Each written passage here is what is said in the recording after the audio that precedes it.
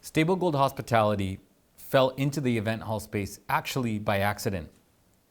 When we acquired one of our hotels, it came with a banquet hall that was 25,000 square feet. And honestly, we had no idea what we actually wanted to do with that space. I thought to myself that there could be a potential usage out of this space by renting it out to individuals who wanted to do special events, but at more of an affordable kind of price point.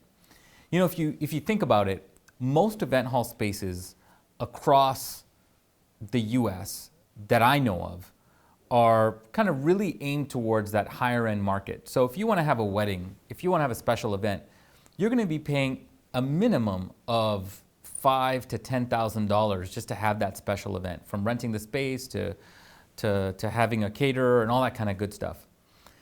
So if we could really develop a business around figuring out how we could provide affordable event space, we thought we were really onto something. And so we took that 25,000 square foot space and we started marketing it to individuals who might want to throw a birthday party for $500 or might want to throw a wedding for $2,500. And what we found was that there was a huge market for affordable space. And we've just been able to scale that business over time. We have a location in Atlanta. We have a location in Macon, Georgia. We have a location in Memphis now, all under a brand that we've created called the Candler Event Hall. One of the reasons I really like the event hall space is not only because we've entered a niche where we can provide an affordable product where most of the time you can't, but more importantly, we've been able to repurpose a building that really had no economic usage before that.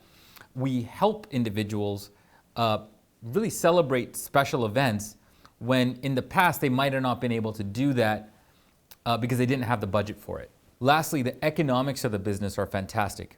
If you think about it, if you're not utilizing the space from a catering perspective and you're just essentially giving a key to someone to use the facility and acting as a landlord, your operating costs are going to be very low because all you have to have at the space is essentially someone to manage it during the time of the event. So you have the cost of the person who's managing the event. You have the cost, of course, of your utilities.